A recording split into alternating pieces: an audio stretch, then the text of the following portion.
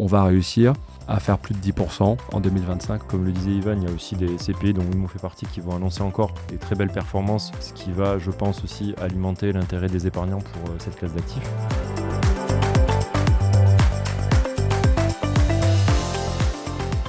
Bonjour à tous, bienvenue dans cette nouvelle vidéo Lynxea. On est ici pour parler SCPI. Et pour ça, j'ai le plaisir d'être accompagné de Pierre Guérin, directeur du pôle immobilier de Lynxea. Bonjour Roland. Bonjour. Et de Yvan Vagic, président de Wimo Rennes. Bonjour. Alors peut-être pour commencer, Pierre, tu peux nous rappeler très brièvement c'est quoi une SCPI ? Alors une SCPI, pour rappel, pour ceux qui ne savent pas encore, une SCPI, c'est une société qui va collecter de l'argent auprès des épargnants et avec cet argent qui va acheter des actifs immobiliers. Donc il faut savoir que le sous-jacent, ce n'est que de l'immobilier physique. Et en fait, elle va s'occuper derrière de toute la gestion locative, trouver des locataires, gérer les éventuels contentieux et s'occuper également de tout ce qui est travaux sur le parc immobilier. Et donc, elle va encaisser les loyers et reverser les loyers aux épargnants. Donc c'est une manière d'investir en immobilier sans avoir à s'occuper de la gestion et en diversifiant son portefeuille. Exactement. Est-ce que tu peux peut-être nous raconter ce qui s'est passé sur ce marché des SCPI ? La presse en a beaucoup parlé ces dernières années, puisqu'il y a eu quand même des grosses gamelles sur certains produits. Donc, est-ce que tu peux un peu nous expliquer les tenants et les aboutissants du marché Alors, il faut savoir que la SCPI, on en a beaucoup parlé ces dernières années, mais c'est un produit qui existe depuis plus de 50 ans. Les premières SCPI, ça date des années 50, fin des années 50. Donc, c'est un produit qui a fait ses preuves dans le temps. Mais c'est vrai que c'est un produit qui a vraiment, on va dire, explosé auprès du grand public ces 10 dernières années. Et donc, il y a eu une période un peu d'euphorie qui était notamment drivée par le fait que les taux on était dans une période de taux très bas. Donc, en fait, l'argent était quasiment gratuit et donc on pouvait investir très facilement en immobilier. Donc, il y a eu une forte collecte entre les années 2016-2017 jusqu'en 2020, année Covid. Donc là, il y a eu une première crise au niveau en général, mais aussi sur l'immobilier. En fait, on avait oublié que le marché immobilier, c'est un marché avec des cycles, en fait, tout simplement. Ouais. La réalité, c'est qu'on avait 10 ans de baisse continue des taux et on avait oublié que les taux pouvaient remonter à un moment donné et que l'immobilier étant un actif comme un autre, si les taux remontent, la valeur de l'immobilier baisse. Comme le disait Ivan, 2020, c'est la première crise, on va dire, significative sur le marché des SCPI, qui finalement, à l'instant T, a freiné un petit peu la collecte, mais on n'en a pas vu de suite les conséquences sur les produits, sur les fonds SCPI. Finalement, les SCPI s'en sont plutôt bien sortis. Et s'en est suivi derrière, deuxième crise, hausse des taux, des taux rapides. On est passé d'un contexte de taux bas à en fait, le problème, ça n'a pas été tant la remontée des taux, mais c'est la rapidité avec lesquelles les taux sont remontés. Quand est-ce que ça s'est passé un petit peu cette crise ? Deuxième crise, c'était plutôt 2023-2024. Où là, en fait, les taux sont remontés assez sensiblement. Et donc, la remontée des taux, ça a un impact très simple. En fait, quand vous détenez un parc immobilier avec des actifs que vous avez achetés dans un contexte de taux bas, si les taux remontent, ça fait monter ce qu'on appelle les taux sans risque. Et en fait, l'immobilier, comme d'autres placements, en fait, pour que ce soit rentable et que ça attire les investisseurs, il faut qu'il y ait ce qu'on appelle une prime de risque. C'est-à-dire qu'en fait, si vous avez des taux sans risque, ce qu'on appelle les taux sans risque, c'est essentiellement les obligations d'État. Si vous avez des taux sans risque à 4%, pour que les investisseurs acceptent d'investir sur des actifs un peu plus risqués, comme l'immobilier, il faut que ça vous rapporte 1, 2, 3% de plus. Et donc, ce qui s'est passé, c'est qu'on est passé sur des actifs qui avaient été achetés sur des niveaux de rendement en lien avec les anciens taux, donc qui rapportaient 4, 5, parfois même moins, 3%. Quand vous avez les taux qui sont remontés, qui sont passés de 2 à 4, indirectement, vous avez, en fait, quand vous êtes gérant d'un fonds immobilier, en fait, il y a deux moyens de s'aligner. C'est soit vous arrivez à augmenter significativement les loyers pour arriver à remonter le rendement, sinon, si vous n'arrivez pas à remonter les loyers, il faut baisser le prix. Et donc, en fait, c'est ce qui s'est passé en 2023-2024. Tu parlais de SCPI qui avaient pris des gamelles. En fait, ce qui s'est passé, c'est qu'en fait, il y a des SCPI qui avaient un parc immobilier un petit peu ancien, et en fait qui ont vu leur valeur se dégrader assez fortement. Alors pour différentes raisons, il y a eu en effet, la première chose, c'était une hausse des taux rapide, et puis aussi une manière aussi de gérer les SCPI qui était un petit peu ancienne, là aussi, où à l'époque on diversifiait pas trop, on achetait beaucoup de bureaux parce qu'à l'époque, le bureau, c'était un peu, on va dire, La martingale. la martingale des SCPI, et notamment le bureau en région parisienne. Et en fait, ce qui s'est passé, il y a eu la hausse des taux, mais il y a eu aussi l'essor du télétravail. Et donc, vous avez pas mal d'immeubles de bureaux qui ont pas mal souffert en termes de valorisation. Et donc, Et puis en plus, il y a un contexte immobilier qui fait que le contexte économique de façon générale n'a pas aidé le marché de la relocation en Île-de-France. Parce que télétravail plus des entreprises qui réduisent un peu la voilure, qui se portent un peu moins bien, quelques faillites d'entreprises. Il faut rappeler qu'aujourd'hui, je crois qu'en 2025, le nombre de faillites d'entreprises, il est à plus de 60 000. Donc en fait, les entreprises qui ont des besoins de bureaux, en fait, elles sont assez prudentes sur les relocations, sur le fait de se positionner, donc elles réduisent généralement la voilure. Donc c'est plus difficile de relouer. Et le stock vacant en Île-de-France, au bureau, il est à plus de 5 ou 6 millions de mètres carrés vacants. Donc c'est énorme, l'offre locative est énorme, donc forcément les bureaux ont été très impactés. Et c'était la classe d'actifs phare de beaucoup de SCPI jusque-là, qui collectaient beaucoup. Et quand on collecte beaucoup, il faut pouvoir déployer les fonds assez rapidement. Et la classe d'actifs où on peut déployer des 50, 100, 150 millions d'euros très rapidement, ça restait quand même le bureau. Et pourtant, c'est dans ce contexte un peu plus compliqué de 2023-2024 que Wimo s'est lancé. Ouais, c'est vrai. Comment ça se fait? Comment ça se fait? En fait, moi, à l'origine, j'ai créé le groupe Wimo fin 2017. Donc, c'est un groupe qui travaille pour les promoteurs immobiliers à l'origine, et on est commercialisateur de logements neufs. Donc, on a à peu près 2500 logements en vente en Île-de-France pour 70 programmes à peu près. Ça représente un volume d'affaires d'1 milliard d'euros en termes de stock de logements à vendre. Et en 2023, j'ai souhaité donner une orientation un peu plus financière au groupe parce qu'on a une compétence immobilière. J'ai eu des sujets personnels qui ont fait que j'ai souhaité avoir un engagement social fort et à travers la société de gestion et ma SCPI et ce qu'on fera par la suite, on va essayer d'y répondre. Parce que sur mes 4 enfants, j'ai 4 enfants et j'ai ma 3e qui a une maladie génétique qui fait que j'ai envie d'essayer d'apporter ma pierre à l'édifice, à essayer de rendre le monde un peu meilleur. Et la finance, quand on a une vraie vocation, on peut réussir à faire ruisseler quelques petites gouttes auprès chez de grands institutionnels pour essayer de l'orienter sur des projets qui ont vraiment du sens. Mais l'idée pour nous d'abord, c'est de créer notre légitimité sur la SCPI, démontrer qu'on est des gérants compétents. Et puis une fois qu'on aura fait ça, en fait l'idée c'est vraiment de faire des choses qui ont un intérêt et du sens socialement. Passé cette petite parenthèse personnelle, on a lancé la société de gestion donc en 2024 et on a créé une SCPI donc diversifiée dans le courant du 2e trimestre 2024.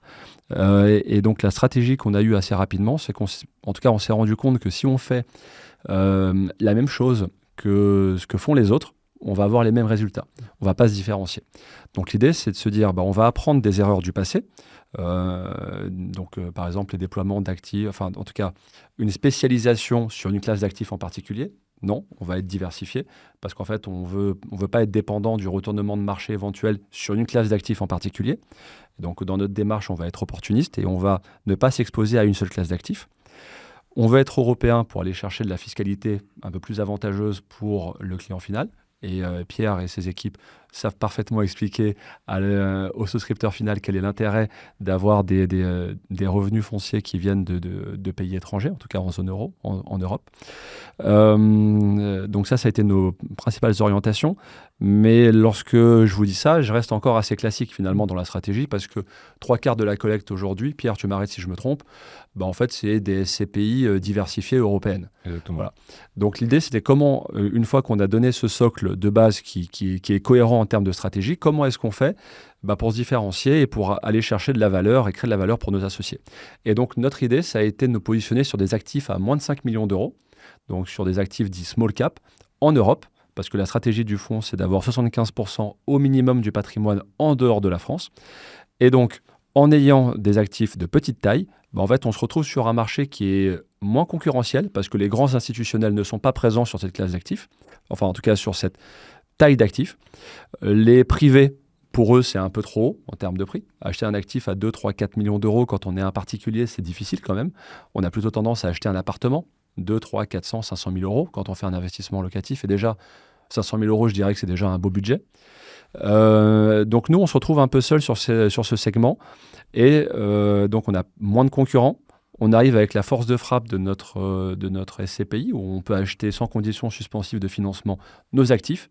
Donc on arrive à mieux les négocier. Comme on les négocie mieux, forcément on crée de la valeur. On crée de la valeur parce que quand on achète un peu plus bas, on arrive à avoir des rendements plus intéressants. Voilà. Il y a un point aussi qu'on peut rajouter sur l'avantage d'avoir des petits actifs, c'est que c'est aussi plus liquide. Aussi, oui. Et donc demain, on ne sait jamais ce qui peut se passer. Tu l'as dit, il y a des SCPI qui ont pu mal gérer la crise. C'est aussi le fait que si demain vous avez besoin de vendre des actifs, c'est toujours plus facile de vendre un actif à 2-3 millions d'euros que de vendre un actif à 500 millions ou à 100 millions. Tout à fait. Parce que les institutionnels sur les gros actifs, le jour où la marée baisse, ils se retirent tous en même temps. Et en fait, les capitaux se retirent en même temps que les difficultés arrivent. Et quand le marché est porteur, tous les capitaux reviennent. Donc c'est vrai que garder la notion de la liquidité en tête, si on en a besoin, ça a du sens pour nous aussi. Oui. C'est vrai, bien vu. C'est intéressant ce que dit Ivan parce que c'est vraiment symptomatique de cette un peu nouvelle vague de SCPI qui s'est créée sur les dernières années avec des stratégies différentes de ce qui se faisait avant et qui sont sur cette année 2025 en tout cas en train de performer très très bien. En fait, comme le dit le dicton, en fait, en temps de crise, il y a aussi des opportunités. Et en fait, il y a beaucoup de sociétés de gestion qui l'ont compris. Et donc, en fait, comme on le disait tout à l'heure, quand les prix ont baissé, en effet, c'est pénalisant pour les sociétés de gestion qui avaient des véhicules qui étaient un peu anciens et implantés depuis plusieurs années. Mais ceux qui n'avaient pas de stock, en fait, c'était totalement avantageux pour eux d'investir dans un marché baissier. Parce qu'en fait, tous les actifs que vous achetez sur des prix qui sont historiquement bas, en fait, demain, c'est des réserves de performance pour les SCPI, parce que quand les taux d'intérêt vont remonter, les actifs que vous avez achetés qui vous rapportent 7-8%, vont mécaniquement augmenter, et la valeur aussi de ces actifs va augmenter. Donc en fait, tout ça, c'est des réserves de performance pour le futur, avec au choix, selon le choix de gestion des SCPI, ça peut être des actifs qui vont être vendus avec de la plus-value, ça peut être des revalorisations de prix de part également. Et donc on peut voir qu'en effet, il y a eu, sur les 2 dernières années, il y a eu d'ailleurs l'an dernier, ça a été une année record sur le lancement de nouveaux véhicules. En fait, on voit qu'il y a beaucoup de nouvelles SCPI qui sont arrivées, et comme le disait Ivan, beaucoup sur le même créneau, avec des véhicules cette fois-ci diversifiés, parce que je pense que les gérants ont compris que quand on a subi 2 crises consécutivement, on s'aperçoit que le fait d'avoir une marge de manœuvre plus importante sur le choix des actifs, c'est quand même plus intéressant. Et également le fait d'investir à l'étranger, c'est-à-dire que la SCPI, on investissait beaucoup en France au départ. Les gérants ont ouvert les frontières, alors pour des raisons aussi de profondeur de marché, mais aussi pour des raisons fiscales, comme l'a rappelé Ivan, c'est-à-dire que les associés aussi, aujourd'hui, ils ont bien compris l'intérêt qu'ils avaient d'investir sur des SCPI qui sont investis à l'étranger, parce qu'en effet, l'épargnant est moins fiscalisé sur des loyers en provenance de l'étranger. Et pour des raisons aussi de diversification, où on se dit que, on l'a vu sur la hausse des taux, c'est que les marchés se comportent différemment. La crise ne fera pas de la même manière au même moment dans tous les pays. Notamment il y a des pays qui sont sur des taux fixes, d'autres sur des taux variables. Donc on a vu que l'impact sur les prix de l'immobilier, en fait, il n'a pas agi aussi rapidement. Par exemple, la France a mis beaucoup plus de temps à impacter la baisse des prix que des pays comme le Royaume-Uni, par exemple, où ils sont à taux variable et où il y a eu très vite des actifs remis sur le marché à des prix décotés assez fortement. En fait, les vendeurs sur d'autres marchés que la France ont la pression de vendre beaucoup plus rapidement. En France, on est quand même un marché un peu plus lent. Alors, on absorbe peut-être un peu mieux les crises, du coup, mais on absorbe mieux les crises parce que le marché se gèle plutôt que les prix ne baissent. Donc, il y a un peu moins de transactions. Et puis après, le marché, en revanche, quand il repart aussi un peu moins vite. Il y a un peu plus d'inertie en France. Ouais, donc, cette diversification, elle vous a permis d'être un petit peu malin et d'aller chercher les bonnes opportunités au bon endroit, au bon moment. C'est un espace de jeu un peu plus important. Alors après, c'est aussi un peu plus de travail en gestion, évidemment. Mais aujourd'hui, la SCPI Wimo One, elle est présente en France, aux alentours c'est à peu près 20% de notre patrimoine. Et on va avoir 80% de notre patrimoine en Espagne et en Italie. Et effectivement, il faut avoir des partenaires sur place, faut avoir... Nous, chez nous, on est organisé de la manière suivante, parce qu'il faut quand même les trouver, les actifs. Donc, dans chaque pays, on va avoir ce qu'on appelle un défricheur. Bon, c'est un peu le terme qu'on utilise chez nous, mais qui permet de bien comprendre le rôle de cette personne-là. Et donc, on va avoir un défricheur dans chaque pays qui va sourcer les deals pour nous. C'est ensuite étudié par l'équipe acquisition, investissement. Et après, on va faire des offres, et puis les visites vont s'organiser. On va aller voir chacun des actifs qu'on veut acheter, et ainsi de suite. Et en fait, c'est une vraie organisation d'être diversifié, mais ça apporte forcément un plus pour nos épargnants. C'est que, en fait, vous avez le patrimoine qui est réparti sur plusieurs pays qui peuvent aller plus ou moins bien en fonction des périodes et qui peuvent être sur des tendances tout à fait différentes. Et toutes ces stratégies-là, elles ont permis en 2025 d'avoir globalement une belle performance qu'on attend en tout cas. Alors, il y a deux choses. C'est que déjà, on voit, à l'heure où on parle, on n'a pas encore les chiffres finaux sur l'année 2025, mais on peut voir que sur les derniers chiffres arrêtés sur les 3 premiers trimestres de l'année par la SPIM, on peut voir déjà qu'il y a une hausse de la collecte de l'ordre de 18% par rapport à l'an dernier. Donc déjà, on voit que la collecte repart et on n'a pas encore les chiffres du dernier trimestre, mais on a pu voir que c'était un trimestre qui était quand même assez dynamique. Donc je pense que les derniers chiffres sur l'année globale seront même meilleurs. Et on peut voir aussi que sur les rendements sur les 3 premiers trimestres, aujourd'hui, sont en hausse, puisque sur les 3 premiers trimestres de l'année, on est sur un rendement moyen à 3,5, là où l'an dernier, on était à 3,25. Donc sachant qu'il reste encore un trimestre à verser, donc sachant que là, on est sur une moyenne, donc il y a des... Voilà, tu le disais, c'est assez disparate sur le marché, et sur toutes ces nouvelles SCPI, il y en a qui s'en sortent parfaitement, dont Wimo, sur les performances, et on attend des performances sur certaines bien au-dessus des chiffres que j'annonce là, qui sont une moyenne de toutes ces SCPI.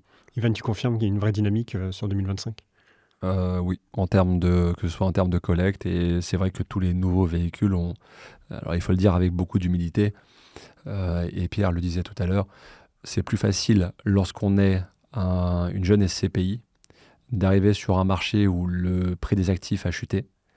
Et du coup, forcément, on achète des actifs à un prix déprécié par rapport à 2022, qui a été le pic. Et finalement, on arrive à faire de meilleures affaires et ça dégage forcément de la performance pour les épargnants qui souscrivent chez toutes les jeunes SCPI, dont Wimo. Le sujet qu'on va avoir, c'est qu'effectivement, il faut continuer à rester sérieux dans le déploiement des capitaux, essayer de ne pas collecter trop, essayer d'avoir une collecte mesurée qui permette de déployer les fonds dans de bonnes conditions. Nous, cette année, on s'en sort bien parce qu'on avait annoncé un taux de distribution cible brut de fiscalité net de frais à 10% pour l'année 2025. Et au 30 septembre 2025, on a déjà fait mieux que ce qu'on avait annoncé.